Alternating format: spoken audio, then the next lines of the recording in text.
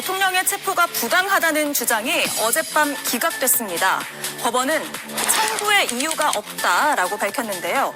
대통령직이 그토록 원했던 서울중앙지법에서 체포가 정당하다는 판단이 내려진 겁니다. 이에 따라 이런 궤변은 힘을 잃게 됐습니다. 체포의 불법성에 대해서 그러니까 공수처가 수사권이었고 또 이 영장 청구를 서울중앙지방법원에 하는 것이 맞습니다. 탄핵 소추 이후 윤석열 대통령의 사법 다툼은 구전구패입니다. 그런데요, 변호인단 면면을 살펴보면 앞으로도 이기는 게 쉽지 않을 것 같습니다. 이렇게 변론 과정에서 꾸벅꾸벅 조는 변호인이 있는가 하면요, 법조계에서 금기로 여겨지는 재판관 도발까지 했습니다. 또 세계 10위권에 들어가는 문명국가인데 대통령의 인권이 난파된 간첩보다 못합니까? 아무리 형사재판이 아니고 헌법재판이라고 하지만 대통령에게도 인권이 있습니다. 난파된 간첩이나 북한하고 직통으로 연결되는 그런 피고인을 재판할 때에도 이렇게 하지는 않았다고 저는 생각합니다. 재판부에서 충분히 논의를 거쳤습니다. 변경하지 않겠습니다. 이상입니다. 구속영장도 곧 청구가 될 텐데 영장이 만약 발부가 되면 대통령은 20일 더 구치소에 머물게 됩니다. 네, 공수처가 윤석열 대통령에 대한 구속영장을 청구할 것으로 보이고요. 체포 시한이 오늘 밤 9시가 조금 넘은 9시 5분으로 나타나고 있습니다. 그래서 아마 방송 중에 구속영장 청구 소식을 전해드릴 가능성도 있습니다. 이동학 김인영 의원님, 어쨌든 예정된 수순이죠? 네, 예정될 수밖에 없고요. 잘못을 저지르고 난 이후에 계속해서 지속적으로 자신의 잘못을 인정도 사과도 안 하고 있습니다.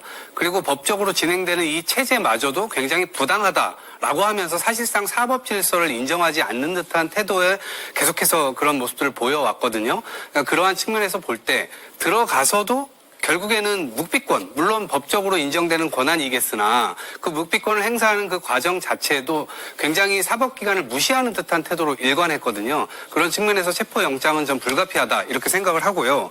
그다음에 이 체포영장뿐만 아니라 이제 구속기소가 오늘 9시에 될 텐데 그 사이에 체포영장 적부심을 또 제기를 했잖아요. 그러면서 시간을 좀 끌었던 측면이 있고 그 시간이 오늘 9시 5분입니다. 그렇기 때문에 그 이전에 저는 구속기소 이 영장이 발부될 가능성이 굉장히 크다고 보고 그렇게 되면 그러면 공수처에서 10일 정도를 수사를 하고 그다음에 검찰로 이게 넘어갑니다. 그럼 10일 정도 또 검찰에서 해서 이게 총 20일이니까 2월 6일 이전에 결국에는 구속 기소하지 않을까 싶습니다. 예.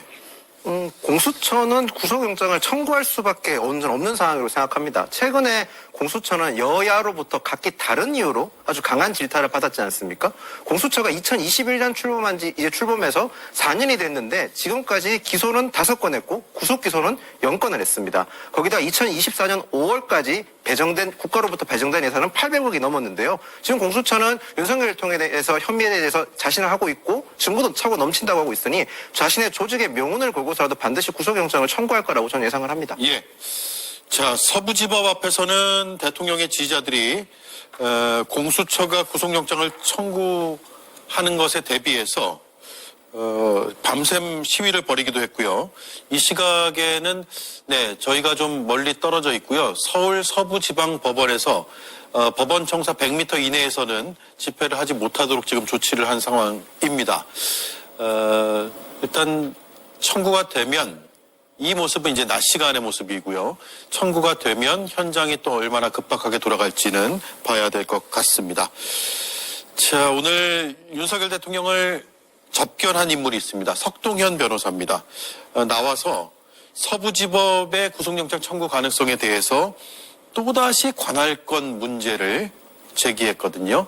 관할 위반 지적에도 구속영장 또 서부지법에 청구한다면 심사에서 부적절함을 밝힐 것이다.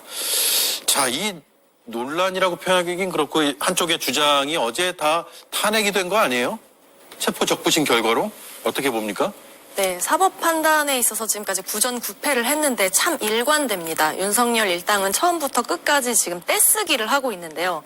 예를 들어서 평범한 날에 느닷없이 비상계엄을 선포했잖아요. 그런데 이런 게 정당하다고 떼를 쓰고 정당한지 아닌지 그럼 수사를 나와서 받아라 소환하니까 안 나간다고 떼를 쓰고 뭐 하도 안 나오니까 어쩔 수 없이 체포영장을 발부했더니 영장 무효다라고 또 떼를 쓰고 체포를 했더니 공수처는 수사 권한이 없다라고 떼를 쓰고 정말 일관됩니다. 그리고 수사를 받으면서도 이름 석자도 말을 하지 않았다고 하잖아요. 예.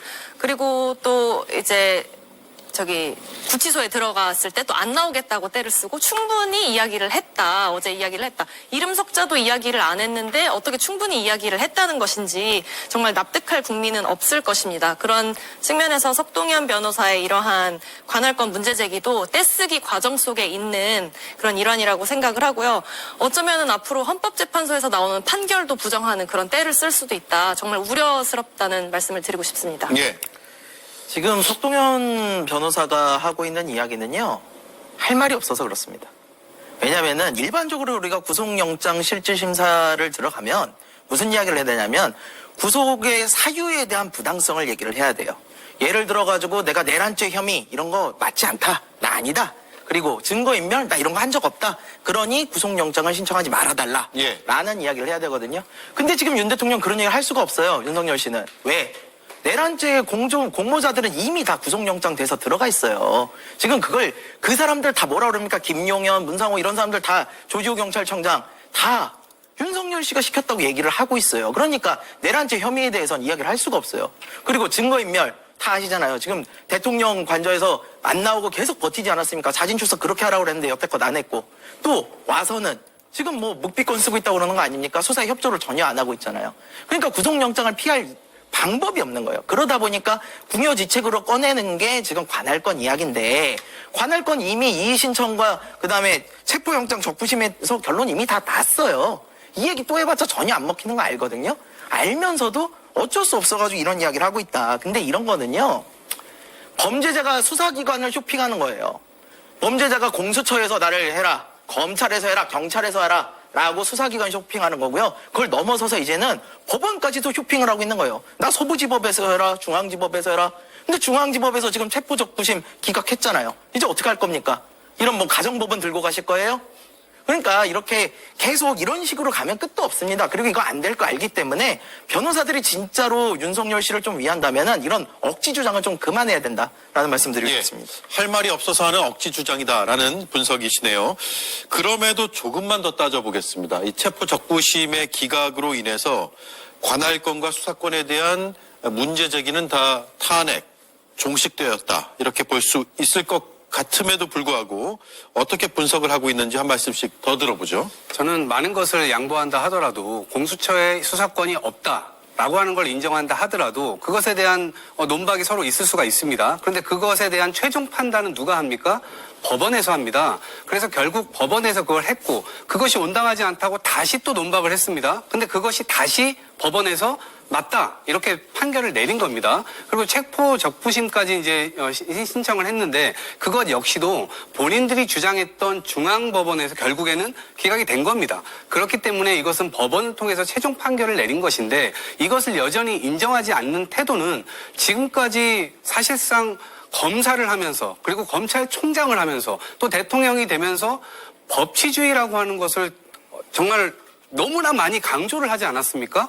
그렇기 때문에 국민들께서도 다 그런 부분들에 대한 기대감이 있었기 때문에 대통령이 된 거고요. 그런데 대통령이 된 이후에 자신의 가족, 장모, 자신의 부인 이렇게 해서 법치주의가 실현되려고 할 때마다 마치 특수계급이 있는 것처럼 성역이 있는 것처럼 예외가 있는 것처럼 법 조항이 여기에선 적용되지 않는 모습을 보였단 말입니다. 그러면서 스스로의 권위가 완전히 다 훼손됐습니다. 그런데 본인 스스로가 말도 안 되는 위헌적 불법적 계엄을 했음에도 불구하고 조사를 받으러 나와라 라고 하는 것조차 우편 통지조차 받지 않으면서 사법기관을 철저하게 무시하는 그런 태도를 계속해서 보여왔습니다. 그런데 결국 법원의 판결로 이 모든 것들이 지금 다 인정이 되었다. 그러면 이제는 대통령까지 했다면 이제는 인정하고 좀 들어가야 되는 것 아닌가. 오히려 그거를 부정하게 되면서 전 수많은 재판관들을 오히려 더 화나게 하고 있다. 예. 애를 버는 과정이다. 이렇게 봅니다. 예, 재판부에서 좋게 볼 리 없다 이 말씀이고요. 그런데 지금 변호인단 측의 어제 적부심 때 주장이 내란죄 수사권이 없는 공수처가 영장 관할권이 없는 서부지법에서 발부받았다. 그래서 체포영장은 위법 무효다라는 거잖아요. 지금 국민의힘에서도 그런 주장을 그동안은 해왔는데 어제 이 서울중앙지법의 체포적부심 기각 이후에도 같은 주장이 지금 반복되고 있습니까? 아니면 당내에서 목소리가 좀 달라지고 있나요? 좀 달라진 목소리도 나오고 있습니다. 여전히 뭐 말씀하신 대로 무효고 위법이라고 주장하시는 분도 있지만 일각에서는 그래도 중앙지법에서 어쨌든 나름의 뭐 속된 표현을 가르마를 타줬다고 하지 않습니까? 예. 그런 걸 보면 어느 정도는 타당성이 있지 않나 생각이 듭니다. 저는 체포적부심사 자체가 변호사들도 실제로 거의 경험해보지 못하는 실제로 행하지 않는 일이라고 하더라고요. 그런데도 불구하고 윤석열 대통령 측에서 이것을 했는 것은 전 결과적으로는 바람직했다고 생각을 합니다. 이유는 만약에 중앙지법에 체포적부심사를 하지 않았으면 서부지법에 체포영장을 신청했는 것에 대해서 두고두고 계속 논쟁이 이어졌을 겁니다. 근데 윤석열 대통령 측에서 이를 함으로써 어느 정도 지금 시시비비를 더 이상 안 이어지게끔 만들었던 거는 저는 나름의 성과라고 생각을 합니다. 다만 아쉬운 점이 있다면 공수처가 수사 주체로서 이런 시시비비가 생기지 않도록 했었어야 되는데 윤석열 대통령 변호인 측에서 했다는 점에서는 다소 아쉬운 점이 있습니다. 예. 그러네요. 대통령의 방어권 행사가 결과적으로는 법원에서 논쟁을 마침표 찍어주는 그런 결과로 끝났습니다. 자, 그런데 대통령 측, 여기서 대통령 측이라 하면 석동현 변호사입니다. 페이스북에 글이 또 올라왔는데 법원의 판단을 존중한다라고는 그러면서도 법원의 공감을 받아내지 못한 점이 아쉽다라고 해서 이게 공감의 문제는 아닌데 공감이란 표현을 썼다는 점이 좀 눈에 띄고요. 이런 와중에 체포적부심을 기각한 판사에 대해서는 살해 협박까지 나온 상황입니다. 지지자층에서는요. 굉장히 불복하려는 심리들이 지금 법원 주변에서 일어나고 있다라고 해요. 네. 법치주의를 그렇게 강조하던 사법부 출신의 대통령이 언제부터 그렇게 공감받기를 원하는 감수성 넘치는 사람이었나 정말 어처구니가 없습니다. 법은 말 그대로 법대로 처리를 하고 피의자는 최선을 다해서 자신을 변론을 하고 판결이 나면 수용을 하면 되는 것이거든요. 이게 대한민국의 국민들이 모두 알고 있는 공정과 상식입니다. 그리고 개헌부터 체포까지 지금 사사건건 문제 제기를 하고 있는데 이렇게 여론을 호도하려는 시도가 있으니까 정말 말씀하신 대로 이런 극단적인 폭력적인 양상이 펼쳐지고 있는 것이거든요. 백골단도 마찬가지고 분신 시도가 있었죠. 그런 것도 마찬가지고 이런 판사에 대한 살해 협박도 마찬가지입니다. 이런 극단적이고 폭력적인 양상을 멈추고 빨리 정상사회로 회복을 하려면 근본적인 원인을 제거해야겠죠. 예. 빨리 수사에 박차를 가해서 범죄 사실을 밝히고 합당한 처벌을 하고 이런 대통령직을 파면하면 해결될 문제라고 생각합니다. 예, 시간이 좀 걸릴 수도 있지만 헌법재판소에서 지금 빨리 한다고 하니까 지켜봐야 될 것 같습니다. 2월 중순까지는 기일이 지금 꽉 차게 잡혀 있습니다. 자, 대통령 측이 9차례 이의 신청, 기피 신청, 적부심 청구 이런 것들을 했는데 모두 다 기각이 됐거든요. 김성현 의원님. 네. 구속영장에 대한 판단이 지금 남았는데 구속영장에 대한 판단을 뭐 우리가 예상할 수가 있을까 싶지만 한번 예상을 해보죠. 법원의 판단에 대해서 예단하는 건 그렇게 좋은 일은 아니라고 생각을 합니다. 하지만 그러면서도 너무나 명백한 사건에 대해서는 우리가 예측을 안 할 수가 없어요. 지금 윤석열 씨 측에서 구전 전패 말씀 주시고 있는데 그냥 구전 전패가 아니고요.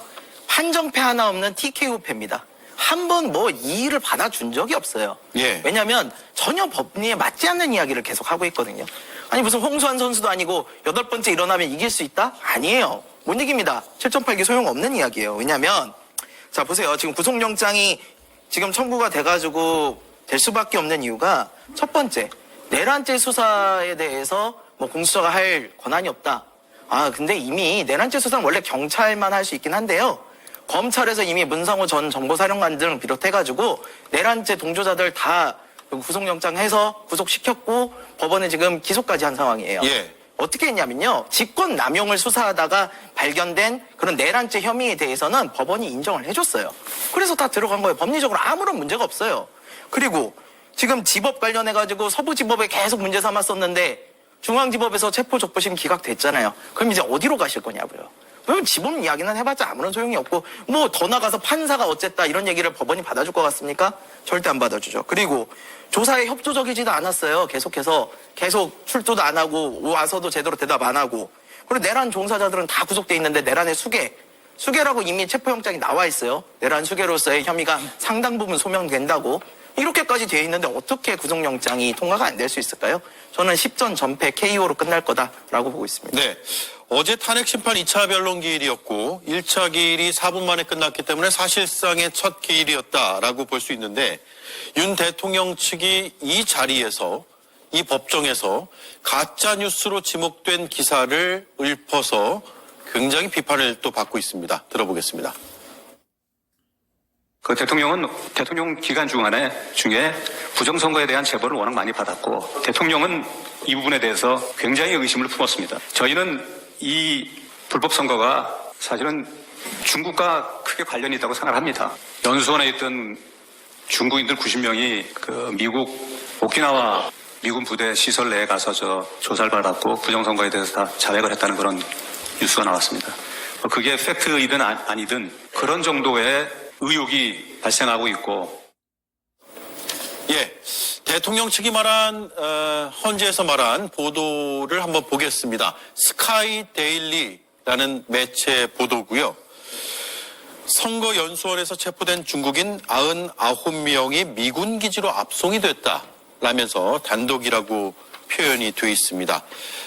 이 매체 세세한 보도 내용까지 제가 전해드리진 않고요.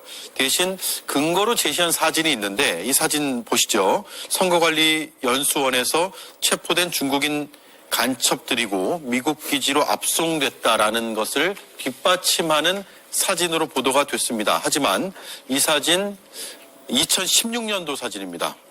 2016년 연합뉴스 사진 보시죠. 불법 조업 중국 선원들의 최후라는 기사 속의 사진인데 마치 지금 선거관리위원회와 관련된 일에서 부정을 저질러서 체포가 됐고 그래서 미국 기지로 압송된 것처럼 조작한 것이죠. 이 정도면 조작했다고 봐도 될 것 같습니다. 이동학 의원이 어떻게 보셨어요?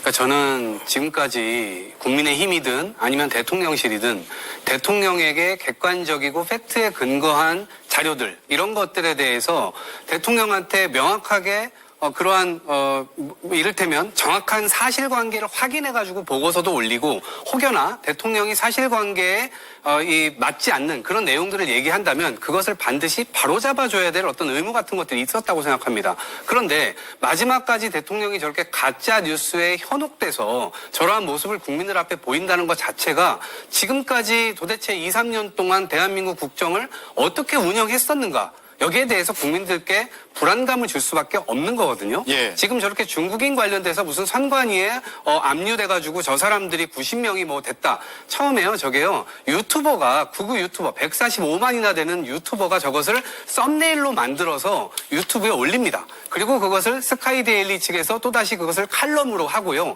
마지막에 그것을 또다시 황교안 전 자유한국당 대표가 또다시 어느 언론사에 칼럼으로 기고를 합니다. 예. 그러면서 가짜가 점점 진짜처럼 되게 보이고 그것이 그 극우파들에서 이것이 그냥 소비가 계속 됐던 겁니다. 마치 네. 진짜처럼. 그러면서 대통령도 그것을 진짜로 믿어버린 겁니다. 우리가 이런 사람에게 5천만 국민의 운명을 지금까지 맡겨왔었던 사실이 너무나 자존심이 상하고요. 마지막까지 이러한 모습들을 볼 때 결국엔 사법 질서에 대해서 이 사람은 끝까지 부정할 사람이구나. 법치주의는 완전히 망가졌구나라는 생각을 할 수밖에 없고요. 국민의힘이라도 이제라도 국민의힘이 변호인 측이든 아니면 윤석열 대통령이든 이것은 온당하지 않다라고 바로 잡아줘야 될 텐데 그러한 움직임이 보이지 않아서 대단히 유감스럽다는 말씀드립니다. 예.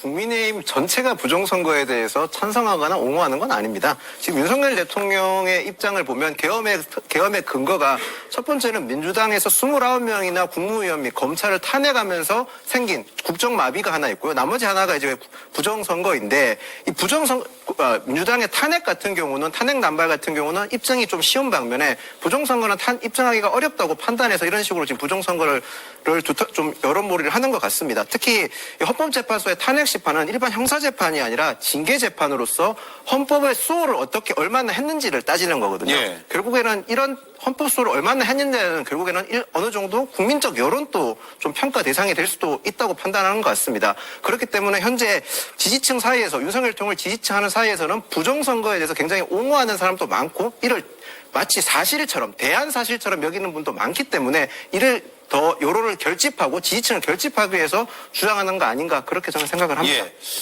자, 걱정되는 건 김성열 의원님. 네. 이런 가짜 뉴스가 계속 여론에 일정 부분 영향을 줄 수도 있다라는 생각 때문이고, 그리고 그런 여론이 다시 여론을 만들어내고 가짜 뉴스를 더 강화시키는 그런 흐름으로 가지 않을까라는 그 점인데, 어제 배진환 변호사 대통령 측의 변호인의 발언을 들어보면 끄트머리에 이런 내용이 있어요. 쭉 불법 선거 중국과 관련이 있다고 생각한다. 미군 부대에서 조사받고 자백했다는 뉴스가 나왔다라고 하면서 끄트머리 앞서 들었는데 뭐 그게 팩트이든 아니든 그런 정도의 의혹이 발생하고 있고 라고 빠져나갈 구멍은 또 만들어 놓고 법정에서 저런 진술을 한단 말이에요. 네. 근데 그 부분은 안 들려요, 사실. 저 앞에 내용만 들려요. 예. 그리고 그런 보도가 실제로 나가고 있어요. 네네. 가짜 뉴스로. 그리고 검색해봤는데 제가 방송 전까지 검색했을 때는 검색이 아직도 됐어요. 기사가 내려가지도 않고 있고. 그래서 이런 걸 보면서 이 가짜뉴스 문제가 2017년에도 굉장히 심했는데 이 탄핵 정국에서 또 한 번 활개를 치겠다 이런 생각을 했습니다. 어떤 생각이세요? 일단 저는 윤 대통령 변호인들이 진정으로 재판을 이길 생각이 있는가라는 의문점을 좀 갖고 있습니다. 왜냐면 지금 변호인들이 하는 이런 변호의 행태가 전혀 일반적이지 않아요.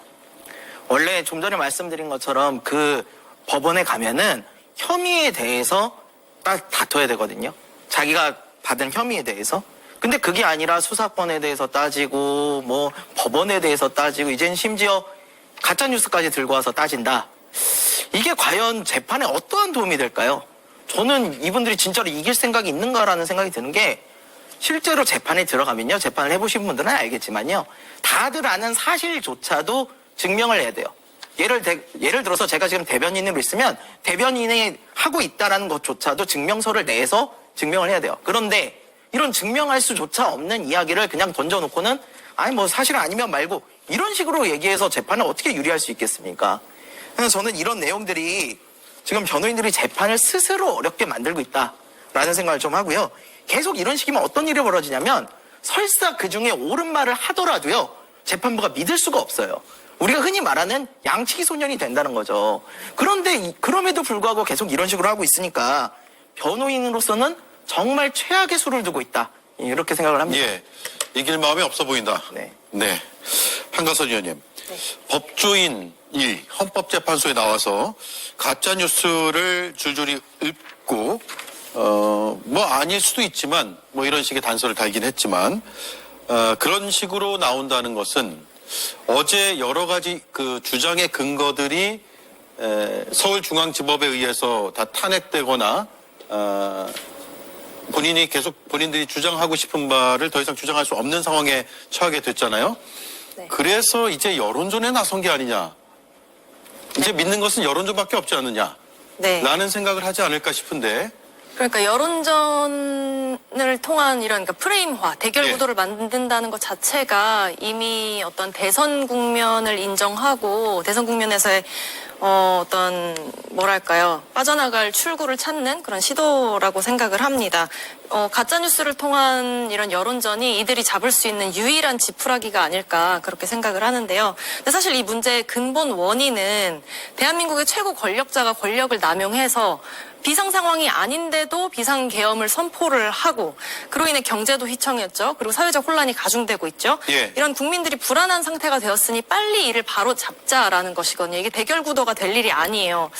몸에 병이 들면 그 병든 요인을 빨리 찾아내서 제거를 하는 게 당연하듯이 우리 이런 사회의 혼란도 윤석열의 어떤 해괴망측한 정신세계로부터 비롯된 것이니 더 이상 사회적 영향력을 끼칠 수 없도록 빨리 조치를 취하고 건강한 사회로 회복하자라는 것이잖아요. 그런데 예. 이렇게 당연하고 적법한 절차를 진행함에 있어서 계속 부정선거 음모론을 끌어오고 이미 사실 국정원, 뭐 경찰, 검찰에 여러 번 문제 제기가 되어서 조사를 진행을 했고 이런 무혐의 결론이 난 사안인데도 불구하고 네. 부정선거 음모론을 자꾸 핑계로 끌고 오고 있단 말이죠. 그리고 중국이 개입했다느니 뭐 판사가 빨갱이라느니 이런 여론 프레임을 확산하는 것은 결국에 어떻게든 불안한 국민들의 심리를 이용해서 앞으로 있을 대선 국면에서 어떻게든 뒤집어 볼 수 있는 기회를 갖지 않을까라고 하는 이런 간절한 어떠한 심리 그리고 얄팍한 술수라고 생각합니다. 예.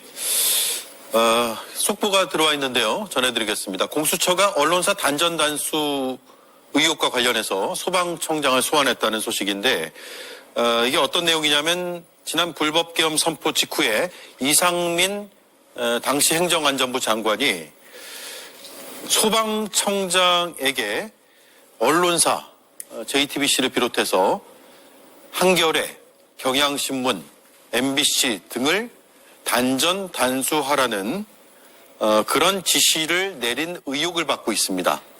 이상민 당시 행정안전부 장관이 소방청장에 그런 지시를 내린 것으로 알려져 있는데 그건 의혹 단계입니다.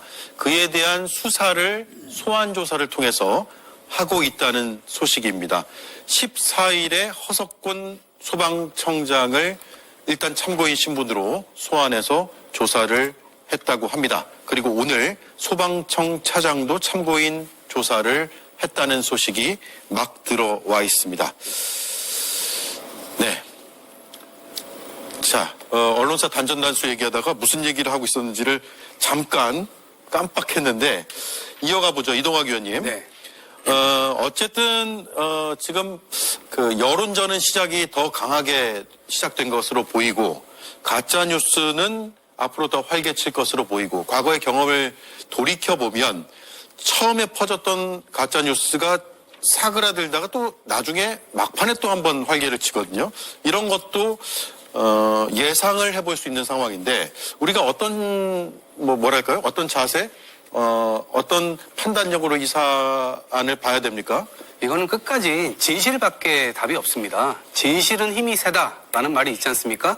결국에는 진실을 따라가는 쪽이 이기게 될 겁니다. 그리고 지금 변호인단의 태도는 대통령이 거짓말을 하면 그 거짓말을 그대로 믿고 그대로 나와서 언론 앞에 국민들 앞에 이야기할 수밖에 없는 상황입니다.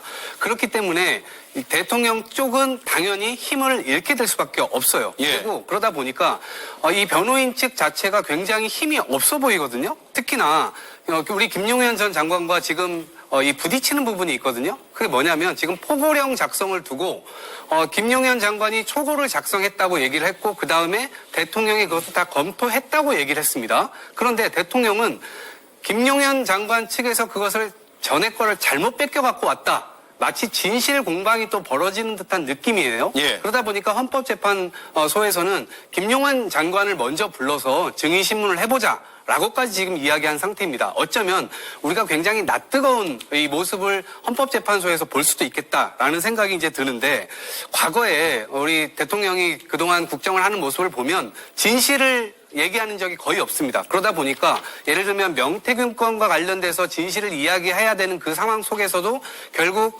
이 대통령실의 비서실에다가 거짓을 이야기해 줌으로 인해서 비서실에서 결국 국민들에게 거짓을 또다시 브리핑하게 되는 그런 결과들을 많이 봤습니다. 명태균 씨를 본 적 없다. 혹은 그 뒤로 연락하지 않았다. 근데 바로 그 뒤에 뭐 몇 차례 만났던 사건들이 막 나오게 되고요. 예. 그런 것처럼 저는 이 국면도 결국 그 진실을 향해서 서로의 진실 공방으로 흘러가지 않을까. 거기에 대통령 측은 힘을 잃을 수밖에 없다라는 생각이 들고요. 국민들께서도 결국엔 이 문제는 진실을 따라가는 쪽으로 계속해서 귀결되지 않을까 싶습니다. 예, 한 말씀 하시죠. 짧게 첨언을 드리자면 이동학 최원님께서 말씀하신 대로 현재 진실을 따라가야 되는 건 맞습니다. 대통령실에서도 어느 정도 대통령 측에서도 진실에 저 얘기하는 게 맞는데 저도 다 동감을 하는데요.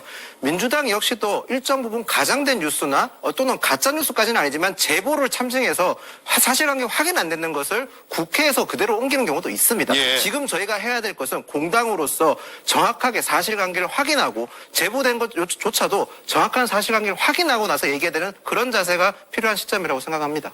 예. 알겠습니다. 여기까지 하죠. 반박하시겠어요?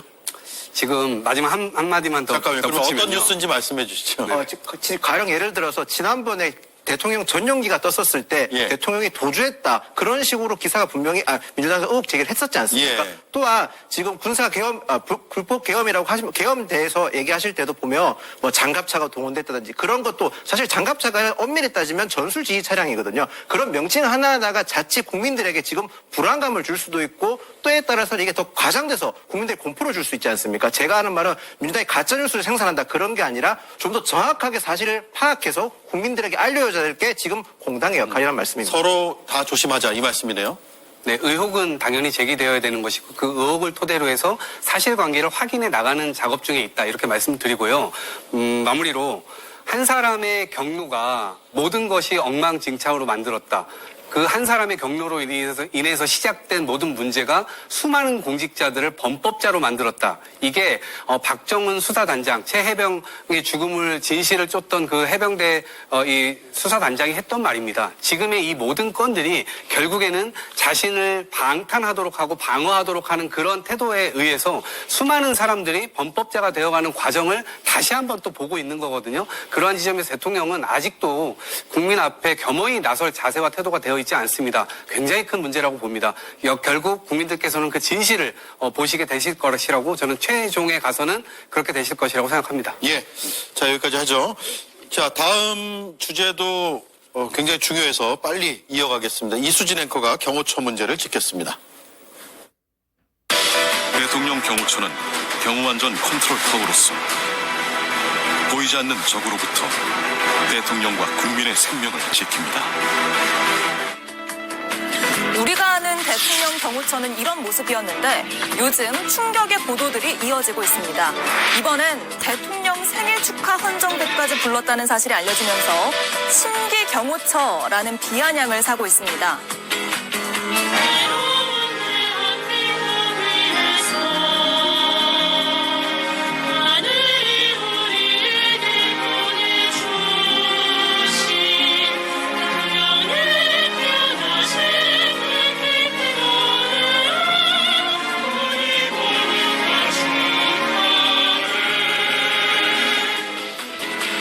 원곡자인 권진원 교수는 사랑 노래가 이렇게 개사돼서 당혹스럽다고 적었습니다.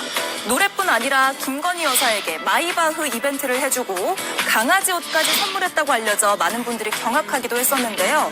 김성훈 차장의 반응을 보면 이런 일들이 왜 연이어 벌어졌는지 납득이 갑니다. 윤 대통령 생일 축하 노래까지 만든 걸 사적 요용으로 보시지 않습니까? 반대로 여러분들은 생일 친구들이 축하 파티나 생일 축하송 안 해주나요? 이거는 업무적인 걸 떠나서 사람이 살아가는 세상입니다. 그걸 경호처가 했다는 거에 대해서 비판이 나오는 건데요. 경호처도 참모기관이고 경호기관이고 근접해서 모시는 기관입니다. 우리가 옆에 있는 책상 옆에 앉아있는 동료가 생일에도 그렇게 해주지 않습니까? 김성훈 차장은 체포 전에 한 인터뷰에서 경호처가 정치적 집단으로 전락하는 걸 원하지 않는다라고 말을 했었는데요. 정작 그 빌미를 제공한 건 본인이라는 비판이 제기되고 있습니다. 예, 노래와 관련해서는 잠시 뒤에 얘기를 나눠보겠습니다. 김성훈 경호처장 경찰 출석하자마자 체포됐어요. 네. 지금까지 해왔던 국민들이 또 다 보지 않았습니까? 정당한 영장 발부. 그것에 따라서 지금 수사기관에서 계속해서 나오라고 했음에도 불구하고 나오지 않았기 때문에 발부됐던 영장, 체포 영장이었습니다. 그런데 그것을 정당한 경호 임무를 수행했다라고 하면서 그것을 막았다라는 얘기가 내부 인사들로부터 계속해서 제보가 들어왔었고요. 지금도 본인은 그것이 정당한 경호 임무를 수행했다라고 얘기를 하고 있습니다. 그래서 결국 국가기관 간의 유혈 충돌까지 야기시킬 뻔한 그런 사건입니다. 그런데 저것은 과잉이고요. 그다음에 경호처 법에 이 대통령의 신체에 위해를 가하려고 하는 경우 그런 것들을 막는다라고 되어 있지 적법한 영장을 방해할 만한 권리는 아무것도 없거든요. 그러니까 저러한 답변이나 이런 게 국민들 귀에는 궁색할 수밖에 없다. 있다라고 보여지고요. 예. 어쩌면 그냥 인간의 어떤 신체적인 것들을 활용해서 막는 것이 아니라 심지어 무기까지 얘기를 하지 않았습니까? 그런 점에서 정말 많은 국민들이 충격을 받았다라고밖에 볼 수가 없을 거고요. 본인이 궁색한 대답을 저 수사기관에서 할 경우에 얼마나 통할지 모르겠지만 적어도 대한민국 법치주의 국가이고 정확하게 이 경호처가 망가지는 이 과정 속에서 본인이 했던 그 역할을 법적 책임을 분명하게 물을 것이라고 생각합니다. 예. 경호처가 그동안 대통령의 체포를 막는 행위 때문에 굉장히 논란의 한가운데 서 있었는데 그 중에서도 가운데 있었던 인물이 김성훈 경호차장이거든요. 무기 사용 지시를 대통령이 한 것이냐, 대통령이 이런 것들을 지시했느냐라고 기자들이 계속 물어봤는데 어떻게 답했는지 한번 들어보겠습니다. 저는 정당한 경호 임무 수행을 한 겁니다. 없습니다. 무기는 경호관들한테 근무 중에 평시에 늘 휴대하는 장비입니다. 별도의 무기를 추가적으로 휴대하거나 한 적은 없습니다. 대통령님께서는 적은 숫자로 저 많은 경찰 인원들을 막아내려면 무력 충돌밖에 없지 않겠느냐. 절대 그래서는 안 된다 말씀하셨습니다. 6월 사태가 초래되는 이 과정이 뻔히 보이는 상황에서 이건 아니다. 내가 출석하겠다. 결심하셨습니다. 네, 어떻게 들으셨습니까, 김민영 의원님? 참 저는 저 사람이 했던 말 중에서 제일 화가 났던 것은 일단 첫 번째, 경호처는 참모기관이면서 경호기관이라고 했었거든요. 경호처는 참모기관이 아닙니다. 대통령실은 대통령 비서실과 경호처로 나눠져 있습니다. 저희가 과거에 경호처가 참모기관을 하면서 발생하는 부작용 때문에 그렇게 격렬하게 나뉘어져 있고 나뉘어서 엄격하게 업무를 구분했던 겁니다. 예. 스스로 참모기관이라고 얘기한 것 자체가 저는 굉장히 부적절하다고 생각을 하고요. 뭐 나머지 말 중에서 할 수 있는 말도 있었지만 이분이 하셨던 대다수의 발언들을 전 충성으로 보지 않습니다. 본인이 진짜 충성했다고 하면 대통령을 앞세웠으면 안 됐었죠. 본인은 아무 말 하지 않고 자신의 책임이라고만 오롯이 얘기했었어야 되는데 그것이 아니라 저는 충성을 참칭하는 사람으로밖에 보지 않았습니다. 오히려 책임 회피에 있어서 대통령께서 지시를 했다는 말 자체가 어찌 보면 본인이 빠져나가기 위한 발판을 전 마련했다고 생각을 합니다. 예. 굉장히 부적절한 언행이었고 처신이었다고 생각합니다. 예. 자, 속보가 또 들어왔네요. 공수처 차량이 서울 서부지법에 도착했습니다. 대통령 구속영장 청구를 위해서 서울 서부지법에 공수처의 차량이 도착했습니다. 사실 수사기관의 차량이 법원에 도착하고 구속영장 청구가 임박한다 했다는 그런 속보를 잘 전해드리지 않는데 워낙 중대하고 또 대통령이 피의자이기 때문에 차량 도착 소식도 바로 전해드리는 게 좋을 것 같습니다. 공수처의 차량이 서울 서부지법에 도착을 했고 대통령에 대한 구속영장 청구를 곧 합니다. 이제 법원으로 들어가서 구속영장 청구를 곧 할 것으로 보입니다. 그 소식이 들어오면 또 바로 전해드리도록 하죠. 네, 김성현 의원님. 네. 그런데 이런 얘기도 했어요. 추운 겨울에도 자유대한민국을 지키기 위해서 지지하는 분들을 생각할 때마다 마음이 아프다. 내가 더 기운 차려 꿋꿋이 자유대한민국을 지켜야겠다. 라는 잠깐만요. 차량 도착 모습이 카메라에 잡혔네요. 조금 전입니다. 조금 전 서울 서부지법 앞이고요. 공수처의 차량이 일단 한 대 그리고 그 뒤에도 있는 것 같습니다. 도착을 했습니다. 네. 이동 수단을 준비하는 걸 보니 서류들이 꽤 있는 것 같습니다. 일단 서류가 여러 박스에 담겨서 담기고 있고요. 윤석열 대통령 피의자입니다. 피의자 윤석열 대통령에 대한 구속영장을 청구하기 위해서 공수처가 자료들을 박스로 준비해서 담아서 서부지법으로 옮기고 있는 모습, 조금 전의 상황입니다. 그리고 지금 이 시각 구속영장 청구가 임박한 상황인데 곧 청구가 이루어질 것으로 보입니다. 자, 대통령에 대한 구속영장 청구는 쉽게 전해드리기 어려운 굉장히 중차대한 소식입니다. 청구가 임박했다고 조금 전까지 말씀을 드렸는데 이제 청구가 됐다고 합니다. 피의자 윤석열 대통령에 대해서 구속영장이 청구가 됐습니다. 공수처가 피의자 윤석열로 적시하고 혐의도 그 안에 담았습니다.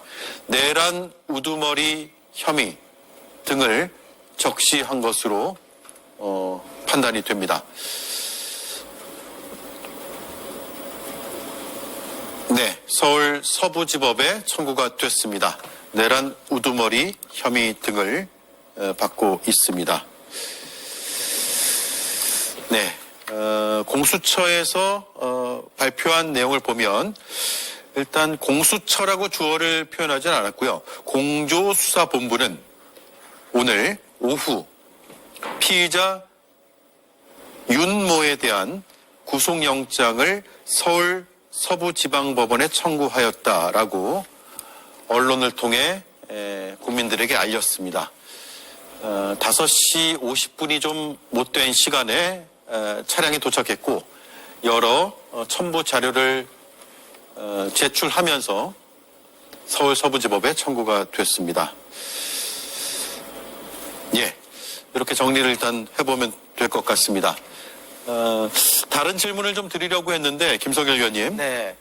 우리가 뭐 예상했던 수순이고 절차이긴 합니다만 대통령이 내란 우두머리 혐의 등으로 법원에 구속영장이 청구되는 이런 상황까지 맞이하게 됐네요. 굉장히 불행한 일이죠. 헌정사의 길이길이 남을 비극이죠. 일단 저런 일을 왜 하셨는지부터 참 드릴 말씀이 없습니다. 하지만 이 지금 내란 수괴 혐의를 받는 이 내용은요, 정말 매우 중요한 문제예요. 왜냐하면 대통령이라는 사람이 누구보다 우리나라의 헌법과 법률을 앞장서서 지켜야 될 사람이 그런 것들을 완전히 무시하고 국회에 총칼을 들이밀고 국민을 향해서 계엄령을 선포를 했다는 거죠. 그래서 이런 문제에 대해서는 저희가 일말의 여지도 줘서는 안 됩니다. 지금 뭐 대통령이 내복을 안 입었다, 뭐 대통령이 지금 되게 어렵게 고생하고 계신다, 아니에요. 지금 그런 거를 보실 때가 아니고 측은지심을 발휘하실 때가 아닙니다. 예. 지금 윤석열이라는 사람이 얼마나 큰 무서운 일을 벌였었는지에 대해서 많은 증인들이 증언을 하고 있어요. 그래서 국민들께서 이 부분 냉철하게 좀 판단을 하셔야 된다고 봅니다. 예. 자, 공수처에서 지금 브리핑을 통해서 전해지고 있는 내용을 제가 바로 소개를 해드리겠습니다. 구속영장 청구는 접수가 됐고 접수 시간이 오후 5시 40분쯤으로 기록이 됐다고 합니다. 내란 우두머리 혐의, 직권남용 혐의입니다. 그리고 영장 청구와 함께 제출된 첨부 자료는 150쪽 정도가 된다고 합니다. 150쪽 분량의 자료가 제출이 됐다고 합니다. 그리고 공수처의 판단은 이렇습니다. 구속영장은 범죄의 중대성과 재범 위헌성이 기본적으로 들어가는 거라서 그런 취지를 이해해달라고 기자의 질문에 답을 했습니다. 구속영장 청구 자체는 범죄의 중대성 그리고 재범 위험성 등을 고려해달라고 했기 때문에 그 부분을 구속영장 청구서에 아마 기재한 것으로 판단이 됩니다. 네. 자, 구속영장 청구와 관련해서 한 말씀씩 또 들어볼까요? 한가선 의원님 말씀 좀 해주시죠. 네, 뭐 계속 사사건건 사법 절차에 대해서 우기고 잡아떼고 있지만 예. 결국에는 진실을 밝히는 방향으로 절차가 진행될 것이라고 생각합니다. 네. 여러 이제 논리와 반박의 근거들을 주장하고 있지만 결국 법대로 될 것이다 이런 말씀이네요. 이동학 의원님. 네, 저는 체포영장 때도 나왔지만 아주 핵심적인 사안이 뭐냐면 체포영장 발부 사유가 3가지입니다. 하나는 내란 수괴 혐의가 상당하다는 점입니다. 이게 수많은 사람들의 어떤 증언으로 이미 다 드러나 있는 상황이고요. 이거를 거짓말로 반박으로 빠져나갈 수 없다고 저는 생각해요. 이게 아마 저는 기소영장에도 들어갈 수 있을 것이라고 보고요. 예. 두 번째가 핵심인데요. 헌법 질서를 수호할 의지가 보이지 않는다. 예. 이거는요 대통령으로서 굉장히 치명적인 사유입니다. 예. 지금도 역시 사법 질서를 계속해서 무시하는 듯한 행태를 보이고 있지 않습니까? 그렇기 때문에 저는 구속 기소되는 것은 너무나 명약 관할 일이라고 생각하고요. 특히나 사법기관의 이 혐의에 대해서 본인 스스로가 응하지 않는 그 모습 자체가요. 어쩌면 증거 인멸을 시도하는 행위라고도 볼 수가 있겠습니다. 네. 그렇기 때문에 저는 명확하게 이번에 구속 기소가 될 것이라고 생각하고요. 만약에 구속 기소가 안 된다고 생각해 보세요. 다시 풀려난다고 생각해 보십시오. 정말 대한민국이 어떻게 되겠습니까? 그런 점에서 철두철미한 어떤 법 집행 이런 것들이 명확하게 일어났으면 좋겠습니다. 예. 자, 잠시만요. 제가 아까 150페이지라고 말씀을 드렸는데, 그건 정확하지 않습니다. 다시 확인되면 말씀드릴게요. 일단 앞서 여러 상자에 담아서 들어간 문서들 양만 보더라도 150쪽은 아닌 것 같아서 제가 현장에서 전해져 온 것을 그대로 말씀드리긴 했는데 그건 좀 확인을 해야 될 것 같습니다. 그리고 영장 청구서와 그리고 수사와 관련한 조서 내용 첨부하는 근거 자료들로 다 구성이 되어 있기 때문에 각각이 얼마인지는 좀 봐야 될 것 같고 그 문서의 분량은 제가 말씀드린 그 숫자는 정정을 하겠습니다. 일단 그 숫자는 제가 다시 한번 확인해서 말씀을 드리죠. 지금 뭐 그 숫자 자체가 핵심 쟁점은 아니니까요. 제가 말씀을 드렸기 때문에 미확인된 정보라는 점을 다시 한번 말씀을 드리는 겁니다. 마지막으로 김윤영 의원님 짧게 한번 들어보고 마치도록 할게요. 체포영장보다 구속영장은 좀 더 엄격한 범죄 혐의 소명이 필요한 상황입니다. 구속영장이 발부가 되기 위해서는 그런 상황인데 지금 많은 법조인들은 구속영장 발부가 될 거라고 예상을 하는데 저는 법원에서 정확하게 사실관계와 그리고 여러 가지 사안을 고려해서 정확한 판단을 내려주시기를 바라겠습니다. 예, 서울중앙지법에서 이제 심사에 들어가겠죠. 날짜를 정하고 구속영장 실질 심사를 할 겁니다. 피의자가 통상적으로 출석을 하게 되는데 출석을 거부할 가능성도 있고 변호인만 출석할 수도 있고 혹은 어떤 경우에는 김용현 전 장관이었나요? 실질 심사 자체를 포기하는 경우도 있고 해서 피의자가 어떤 반응과 대답을 해올지는 좀 지켜봐야 될 것 같습니다. 그리고 법원의 일정이 잡히면 바로 또 속보로 전해드리겠습니다. 네 분 수고 많으셨습니다. 고맙습니다. 감사합니다.